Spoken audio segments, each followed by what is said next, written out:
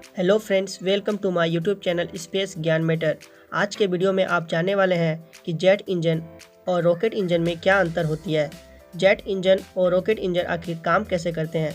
यदि आपको ये जानना है तो आप मेरे वीडियो को अंत तक जरूर देखेंगे ताकि आपको जेट इंजन और रॉकेट इंजन के बारे में अच्छी तरह से जानकारी प्राप्त हो जाए। तो चलिए वीडियो को शुरू करते हैं। जेट इंजन रॉकेट के सिद्धांत पर ही कार्य करने वाला एक प्रकार का इंजन है। आधुनिक विमान मुख्यतः जेट इंजन का ही प्रयोग करते हैं। रॉकेट और जेट इंजन का कार्य करने का सिद्धांत एक ही होता है, लेकिन इस दोनों में अंतर केवल यह है कि रॉकेट अपना ईंधन स्वयं ढोता है, जेट इंजन आसपास की वायु को ही ईंधन के रूप में उपयोग करता है।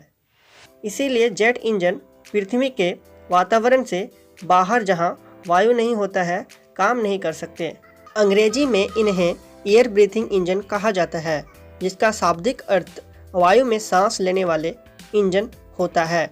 जेट इंजन के मुकाबले रॉकेट इंजन थोड़ा अलग होता है। जेट इंजन हवा से ऑक्सीजन लेकर काम करता है, जबकि रॉकेट इंजन अपने साथ हर वह चीज़ लेकर जाता है जिसकी उसे ज़रूरत होती है। रॉकेट इंजन अंतरिक्ष में भी काम करता है जहां हवा नहीं होती है। रॉकेट शब्द का अलग अलग मतलब हो सकता है। ज़्यादातर लोग सोचते हैं कि लंबा, पतला और गोलाकार यान रॉकेट होता है। वैसे रॉकेट का मतलब एक तरह का इंजन होता है। इसका मतलब ऐसा यान भी होता है जो इंजन का इस्तेमाल करता है। रॉकेट इंजन मुख्य रूप से दो प्रकार के होते हैं। कुछ इंजन तरल ईंधन का इस्तेमाल करते हैं। स्पेस शटल ऑर्बिटर के मुख्य इंजन तरल ईंधन का उपयोग करते हैं। अन्य रॉकेट इंजन में ठोस ईंधन का उपयोग किया जाता है। स्पेस शटल के किनारे में दो सफ़ेद ठोस रॉकेट बूस्टर्स होते हैं, वे भी ठोस इंजन का इस्तेमाल करते हैं। आतिशबाजी में इस्तेमाल होने वाली पटाखे या रॉकेट और मॉडल रॉकेटों में ठोस ईंधन का इस्तेमाल होता है। यहाँ से आपको ये पता चल रहा होगा कि आतिशबाजी में और पटाखे में ठोस ईंधन का इस्तेमाल होता है। और अभी हम लोग जान लेते हैं कि रॉकेट इंजन काम कैसे करता है। तो रॉकेट इंजन भी अन्य इंजनों की तरह काम करता है। वह ईंधन को जलाकर थ्रस्ट पैदा करता है। थ्रस्ट का आम शब्दों में मतलब धक्का होता है, यानी वह यान को आगे बढ़ने के लिए धक्का देता है।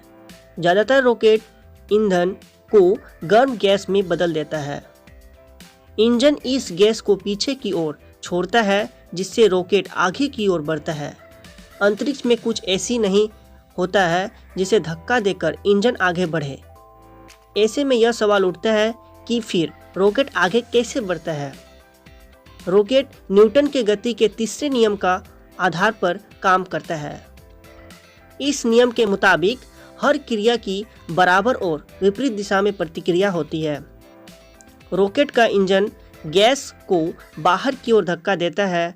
इस प्रक्रिया में गैस भी बराबर ताकत से आगे की ओर रॉकेट को धक्का देती है। इससे रॉकेट आगे की ओर बढ़ता है। अब हम लोग रॉकेट का आविष्कार के बारे में भी जान लेते हैं। ऐसा माना जाता है कि 12वीं सदी के आसपास चीन में रॉकेट का आविष्कार हुआ। इन ठोस रॉकेटों को आतिशबाजी के लिए इस्तेमाल किया जाता था। युद्ध में सेनाओं द्वारा भी उनका इस्तेमाल किया जाता था। 13वीं सदी में इन रॉकेटों का एशिया और यूरोप के ज़्यादातर हिस्से में आतिशबाजी और युद्धों में इस्तेमाल होती थी। अगले 600 सालों में लोगों ने बड़े और बेहतर ठोस रॉकेट विकसित किए हैं। इनमें से ज़्यादातर का इस्तेमाल सेनाओं द्वारा किया जाता है।